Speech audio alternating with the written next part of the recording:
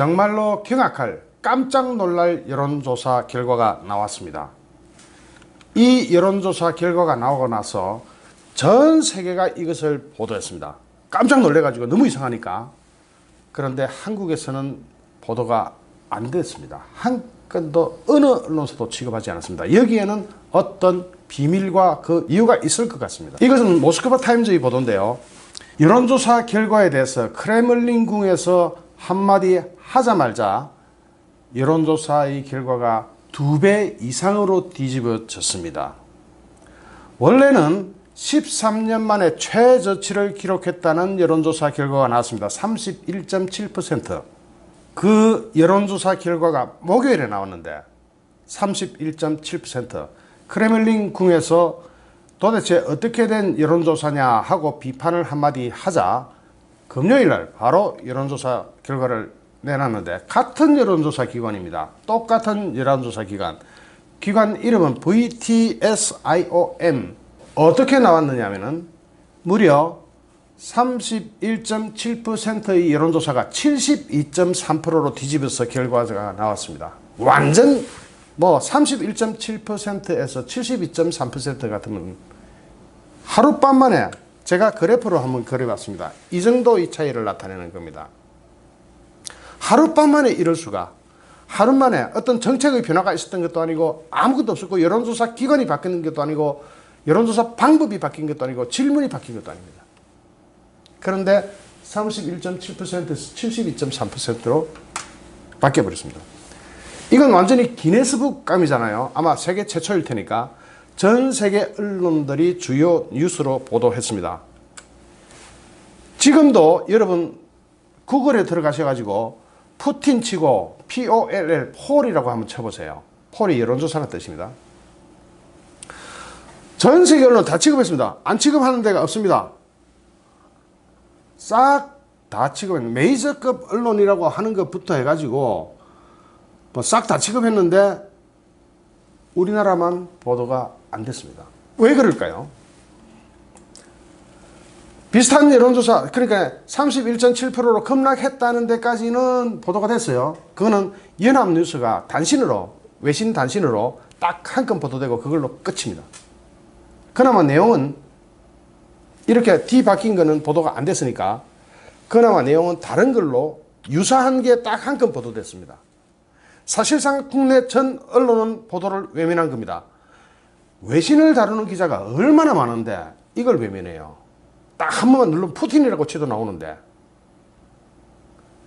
이걸 어떻게 외면할 수가 있죠?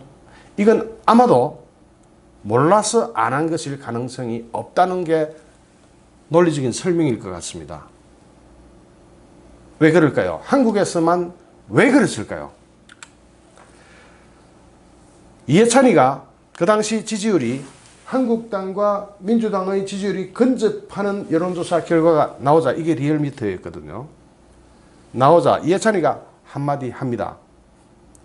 한 군데만 그런 보도를 하고 나머지는 15% 정도 차이가 난다면서 관련 자료를 직접 읽으면서 지지율 격차가 적지 않은 걸 강조하고 난 그 다음 여론조사에서 어떻게 됐나 봅시다. 일주일 만에 격차가 1.6%에서 13.1%로 뒤집어집니다. 여기서 유사성이 발견되죠. 푸틴의 여론조사 결과와 리얼미터의 여론조사 결과가 퍼센트의 차이일 뿐 같습니까? 다릅니까? 여기에 대해서 한국당 나경원 원내대표가 이날 기자들과 만나서 이해찬 대표가 엊그제 여론조사를 신뢰할 수 없다고 한마디 하니까 갑자기 민주당 지지율이 8개월 만에 최고치를 기록했다. 납득이 잘 되지 않는다. 이해찬 대표의 한 말씀에 여론조사 지지율이 이렇게 올랐나 하는 생각을 해봤다고 말했습니다. 자, 모스크바 타임즈도 보도했고 러시아에서는 타스 통신도 보도했습니다. 그리고 전 세계 언론이 미국, 영국, 프랑스, 독일, 일본 다 받아갔습니다. 한국만 딱 빼놓고. 이것과 이것이 뭐가 다르죠? 이 그래프와 이것과 뭐가 다르죠? 여러분은 설명할 수가 있습니까? 이것에 대해서. 한국은 다르다! 그렇게 하시겠습니까? 러시아 푸틴의 여론조사 지지율 비밀과 한국 문재인의 여론조사 지지율의 비밀이 언젠가는 밝혀져야 되겠죠. 언젠가는 밝혀질 겁니다. 언젠가는 밝혀지겠죠. 푸틴도 저런 엉터리 같은 하루 만에 31.6%가 72%로 둔갑해버리는 여론조사, 러시아의 여론조사. 한국에서는 1.3%의 지지율 차이가 16%로 벌어지는 그 차이. 같습니까? 다릅니까? 여러분께 냉정한 비교를 한번 부탁드립니다. 한국에서 일어난 이 지지율 조사와 러시아에서 하룻밤 만에 뒤집히는 이 지지율 조사. 같습니까? 다릅니까? 여론조사 기간도 같았고 질문도 같았고 모든 것이 다 같았는데 이랬습니다. 언젠가는 푸틴 여론조사의 비밀과 한국에서 일어난 문재인에 대한 여론조사 비밀이 밝혀지겠죠. 그리고 반드시 밝혀져야 하고요. 여러분의 냉정한 비교를 부탁드립니다. 북한의 제재 위반 사례 이런 것들을 제보하고 신고해주면 보상금을 최대 500만 달러, 하나로 약 한 60억 원을 지불하겠다고 홍보를 하고 있습니다. 이것은 무엇을 의미할까요? 예, 문재인 엿먹어라 하는 그런 소리 비슷한데 이걸 보도한 매체는 RFA입니다. Radio Free Asia, 그러니까 아시아 자유의 소리라는 뜻입니다. 미국 정부가 북한의 불법 활동 제보에 최대 500만 달러, 하나 약 60억 원의 포상금을 내걸었습니다. 미국 국무부가 국제 테러와 관련한 정보 제공에 포상금을 지급하는 제도를 확대해가지고 북한의 불법 활동에도 적용하고 있습니다. 국무부가 운영하는 정의에 대한 포상제도 인터넷 사이트는 RFJ라고 하는데 Rewards for Justice Program, 여기 나와 있으니까 요거 치면은 들어가집니다. 요거 인터넷에서 요거 정지하면 정지시켰다가 이거 그대로 여기는 복사가 안 되는구나, 화면이니까. 요것을 그대로 치면, 구글 같은 데서 치면 연결될 수 있습니다. 또는 미국 대사관에 그냥 신고하셔도 편하겠죠. 인터넷도 되고 전화도 됩니다. 정의에 대한 보상제도 RFJ 프로그램 인터넷 사이트는 북한의 불법 활동과 관련한 정보 제공자에 대해 미화 최대 500만 달러까지 보상금을 지급한다는 내용이 최근에 추가됐다는 것을 밝혔습니다. 북한은 이게 어렵다, 이게 그런 걸 어떻게 잡나, 옛날 간첩 잡기 이런 거냐? 다릅니다. 이건 좀 쉽습니다. 여러분도 주의 깊게 다니시다 보면 잡을 수 있습니다. 인터넷 활동만 열심히 하다 봐도 하고 잡을 수가 있습니다. 제가 그 요령을 가르쳐 드릴게요. 북한의 불법 활동을 저지하기 위한 국제사회의 노력을 지지하기 위해서 금전적인 보상 제도를 도입했다는 설명과 함께 신고해 주기를 바란다 하는 정보 내용을 소개하고 있습니다. 유엔 안전보장이사회가 채택한 대북 제재 결의를 정면으로 위반하는 북한산 석탄의 운송과 거래, 그리고 불법적인 방법으로 북한으로 운송되는 석유 제품과 관련한 정보가 그 첫 번째라 그랬죠. 그러면은 여러분 중에서 조금만 여기에 관심을 가져주시면 이게 가능합니다. 지금 우리나라 여수항에서 막 나가고 있잖아요. 그러면 여수 근처에 사시는 분은 그런 배가 출발할 때 수상하다 해서 신고해도 됩니다. 신고해가지고 아니다 할 경우에는 그런 대로 넘어가면 되는 거고, 만약에 그게 맞을 때는 거액이 생깁니다. 그런데 이 북한산 석유 제품만 신고하기에는 좀 어렵죠. 석탄 제품이나 석유 제품. 여기에 관계기관 또는 이 관련자들 있잖아요. 이런 분들의 신고가 쏟아질 우려가 있습니다. 공무원 실컷 해봤자 평생 연금타도 이렇게 한꺼번에 60억 원씩 손에 쥘 수 있나요? 그 불가능하죠. 그러므로 내부 고발이 나올 수가 있는 겁니다. 이게 큰 겁니다. 이게 엄청나게 큰 겁니다. 문재인 정부가 아무리 막아도 내부에서 비밀이 새서 미국 국무부에 신고하는 사람이 나오면 그 사람은 거액을 손에 쥐게 되고 문재인은 전 세계에 개망신을 자초하게 되거나 아니면 세컨더리 보이콧으로 문재인의 미국 입국이 거절될 수도 있습니다. 구체적으로 북한으로 운반해 가거나 북한에서 석탄 제품 등의, 석탄이 제품이 어딨습니까? 그냥 석탄이겠죠. 그죠? 거래 금지 물품을 싣고 나와서 공해상에서 다른 배로 옮겨 싣는 일명 불법 환적 행위와 관련된 신고를 가장 강조하고 있습니다. 이거는 우리 일반인들이 발견하기 어렵겠지만 선박을 타시는 분들, 배를 타시는 분들은 왔다 갔다 하면서 혹시 그런 게 의심스러울 때는 바로 신고하시면 됩니다. 미국 대사관 전화번호 113으로 보면 다 나옵니다. 이를 위해 북한의 불법 해상행위 저지라는 제목의 신고 안내문을 영어와 함께 중국어로도 만들어 배포할 만큼 중국 어선이나 해양업 종사자의 신고를 유도하고 있습니다. 해양업 종사하시는 분들, 이를테면 여수항에 근무하시는 분, 부산항에 근무하시는 분, 이런 분이나 아니면 거기에서 하다못해 김밥을 팔더라도 저거 이상하다 하고 신고하면은 이렇게 거금을 손에 쥘 수도 있는 가능성이 생기는 거죠. 그런데 이것뿐만 아닙니다. 이 밖에 북한 당국과 노동당을 위한 외화벌이 수단으로 알려진 북한의 해외 노동자 파견, 해외 노동자 파견 엄청나게 하고 있죠. 이 해외 노동자 파견에 관련된 제보, 정보 이런 거나 북한과 불법적으로 거래하는 전 세계의 기업이나 개인도 신고해 줄 것을 당부하고 있습니다. 싹 다입니다. 싹 다. 그러니까 좀 있으면 좀 더 재밌는 게 우리가 직접 할 수 있는 것도 나옵니다.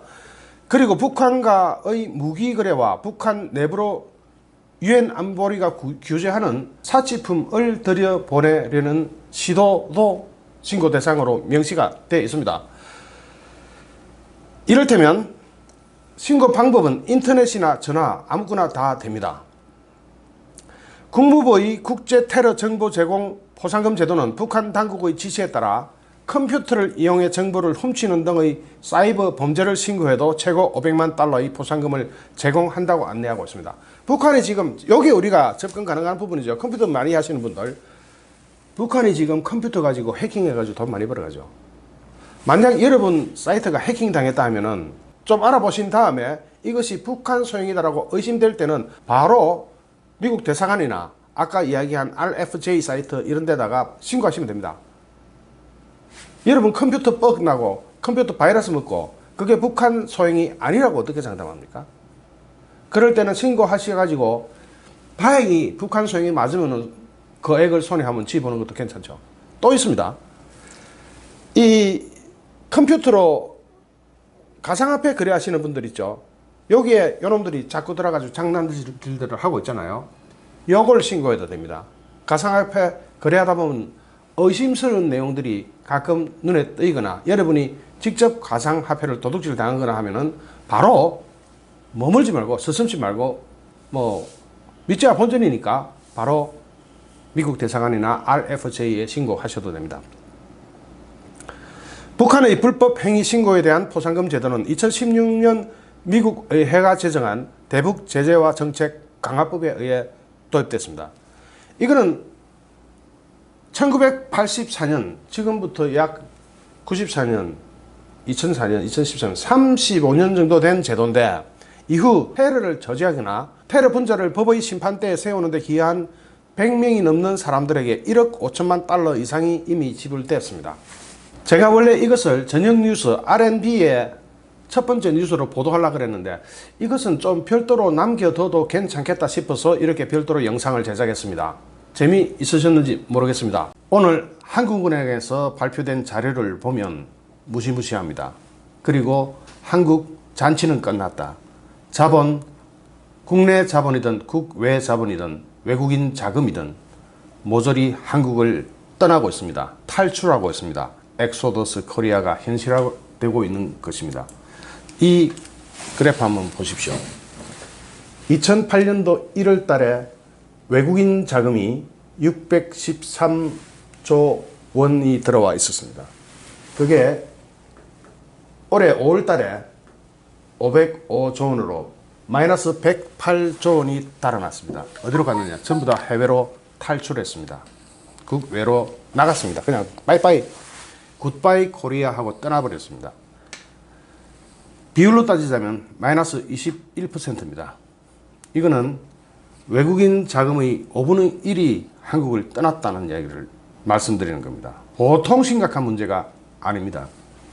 6월 5일 한국은행이 드디어 발표를 했습니다. 미루다가 발표를 했습니다. 4월달 경상수지가 마이너스 6.6억 달러, 7년 만에 적자를 달성했습니다. 수출 부진은 이미 예측되어 있던 바고 여기다가 외국인 배당까지 빠져나가면서 기업 악재를 만나면서 연간 665억 달러의 경상수지 흑자를 달성하겠다는 전망 역시 달성이 어렵게 됐습니다. 이 그래프를 또 한번 보십시오. 이게 박근혜 정부 때입니다. 그래프 올라간 거 한번 보십시오. 국제 수지가 박근혜 정부 때는 이렇게 개선돼 오다가 문재인 정부 들어서 드디어 마이너스로 내리박았습니다. 무역 수지나 경상 수지가 한꺼번에 이렇게 내려갈 수는 없습니다. 이렇게 내려갑니다. 그 경사가 굉장히 가파르면서 드디어 마이너스로 갔습니다. 국제 수지 추이를 한번 볼까요? 지금 모든 국제 수지가 요 위에 있는 상품 수지 빼고 모든 수지가 경상 수지, 서비스 수지, 보는 수지, 보는 소득 수지 전부 다가 마이너스로 꼬라박았습니다. 한마디로 이야기하자면 끝났습니다. 전부 다 마이너스로 돌아섰습니다. 특히 제일 중요한 것이 무역 수지는 수출입에 따라서 달라지죠. 하반기에 수출입이 달라질까요? 무역 수지가 개선될까요? 그건 여러분이 짐작하시는 바와 제 생각은 같습니다. 개선되기가 굉장히 힘든 상황입니다. 여기에서 외국에서 한국으로 들어오는 돈과 즉 자본 투자하러 오는 그 돈과 우리나라에서 외국으로 자본 투자를 나가는 돈이 얼마나 차이가 나는지 한번 보겠습니다. 내국인의 해외 투자가 이겁니다. 이렇게 우리나라 한국 사람의 돈을 싸들고 외국으로 나간 수지가 38억 4천만 달러가 4월 달에 증가했습니다. 마구잡이로 해외로 돈이 탈출하고 있습니다. 대신에 외국인이 국내 투자해 들어온 것은 2억 8천만 달러 정도가 늘었습니다. 비교해 보십시오. 우리나라에서 외국으로 나간 것의 증가율, 외국인이 우리나라 들어오는 증가율. 이 그래프가 모든 것을 말해주죠. 한국은 이미 끝났다. 돈은 안 들어오고 나가는 것은 이렇습니다. 특히 내국인이 외국으로 가는 거, 외국인이 외국 자기 자금 챙겨가지고 외국으로 도망가는 거, 국내는 끝났다. 굿바이 코리아하고 떠나가는 돈, 이런 돈들의 집계가 한국 경제의 현 주소를 말해주고 있습니다. 정권 투자는 내국인의 해외 투자가 53억 4천만 달러가 늘어났고 외국인의 국내 투자는 20억 4천만 달러가 증가했습니다.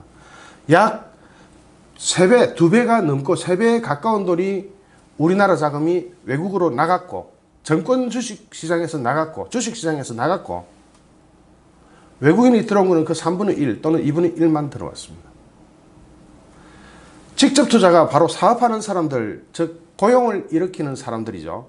그 사람들은 내국인의 해외 투자가 38억 4천만 달러가 증가했고 외국인의 국내 투자는 고작 2억 8천만 달러가 늘어났습니다.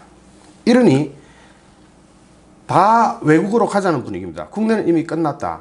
주 52시간 근무, 최저임금 급상승. 여기서 사업하고 싶겠습니까? 또 걸핏하면 기업하는 사람들 모조리 다 잡아가고 있는 이런 정권에서 어떻게 대한민국에서 사업을 하고 싶겠습니까? 그러니까 전 자금이 탈출을 하는 겁니다. 거기다가 세금은 또 폭탄에 가깝습니다. 특히 돈 가진 자들의 상속세, 증여세 이것이 전 세계에서 1위 지구상에서 최고로 높다 보니까 올해 빠져나가는 돈은 작년의 최소한 3배 이상이 빠져나갈 겁니다. 92살 우리나라 나이로 92살이면 거의 돌아가실 나이가 다 되신 분들도 외국으로 나갑니다. 평생 일군 기업과 재산을 자식들에게 온전히 물려줄 방법이 없다. 연매출 1,000억 안팎의 1,000억 정도면 조그만 중소기업 치고는 건실한 기업이죠. 제조업을 이끄는 중견 기업인은 이미 싱가포르 투자 이민 관련 정보를 듣고 움직이고 있습니다. 싱가포르는 상속세, 증여세가 없을 뿐만 아니라 그것 정도가 아니고 배당소득이나 이자소득에도 세금이 없습니다.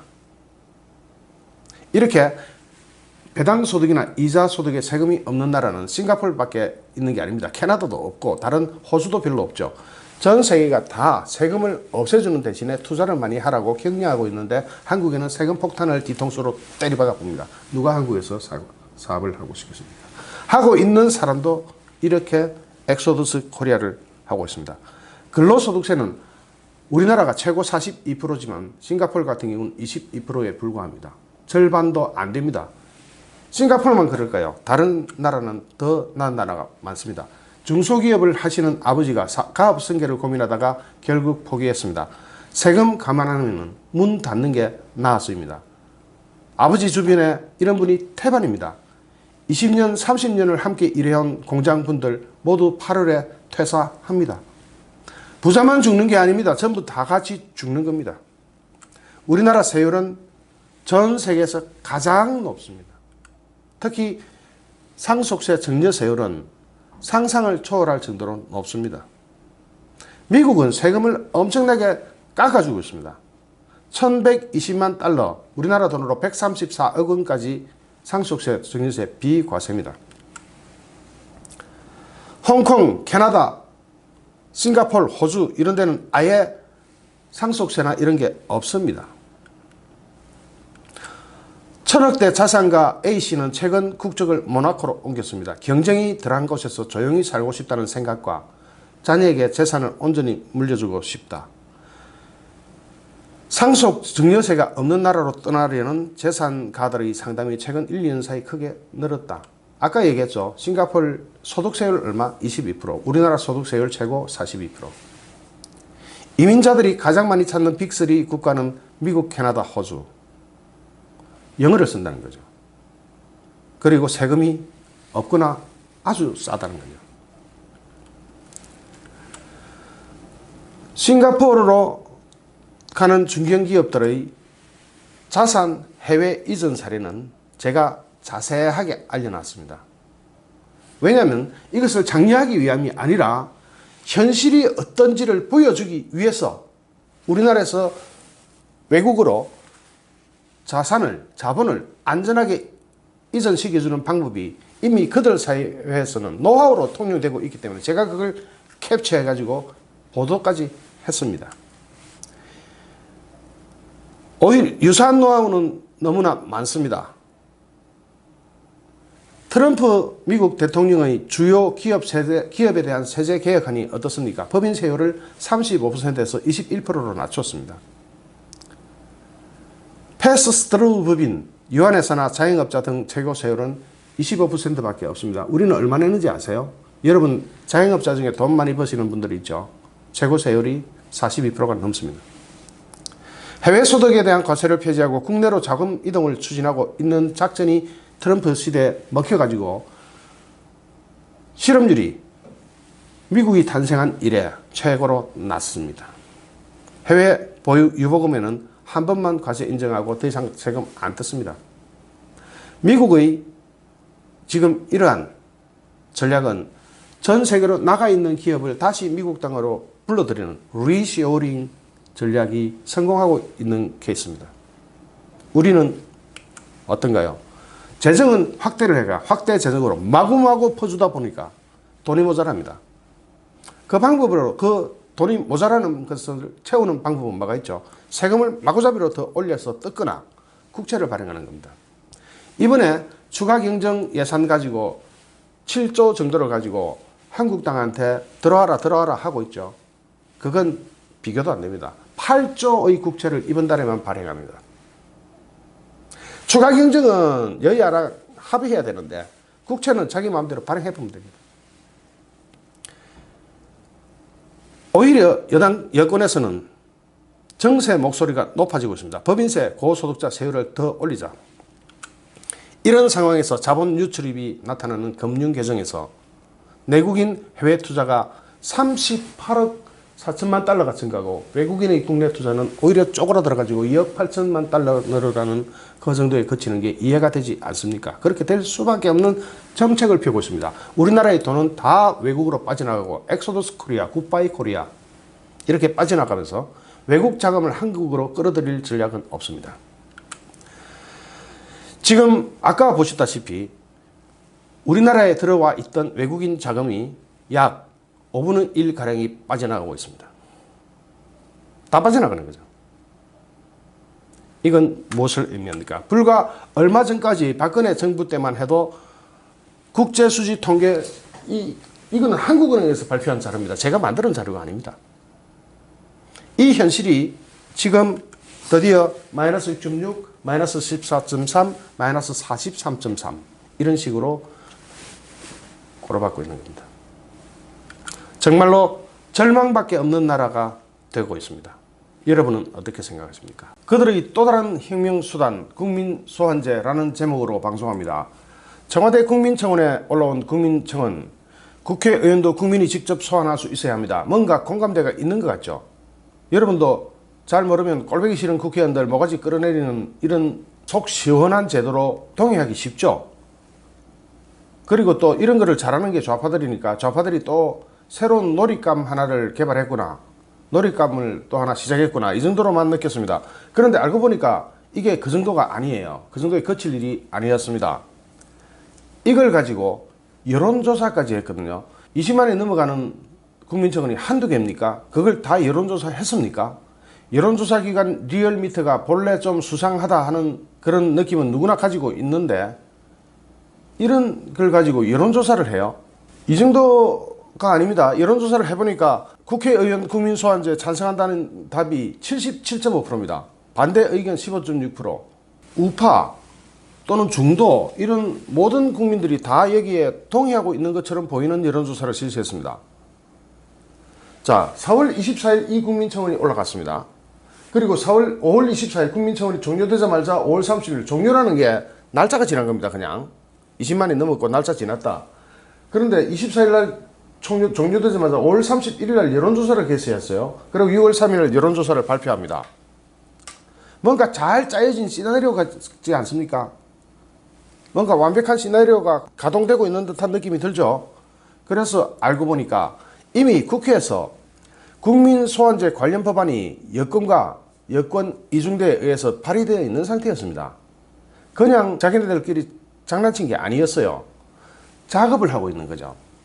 국회에 계류 중인 국회의원 국민소환제 법은 3건으로 각각 민주당 박주민, 민평당의 황주홍, 민주당의 김병욱 의원 등이 대표 발의했습니다. 자, 여기서 아귀를 짜보면 딱 맞아 떨어집니다. 제일 먼저 국회의원이 발의하고 그 사실은 잘 알려지지 않고 있다가 바로 국민청원이 올라갔죠. 그리고 여론조사 기관 리얼미터가 여론조사까지 해가지고 무려 77%의 여론조사 결과를 발표해놨죠.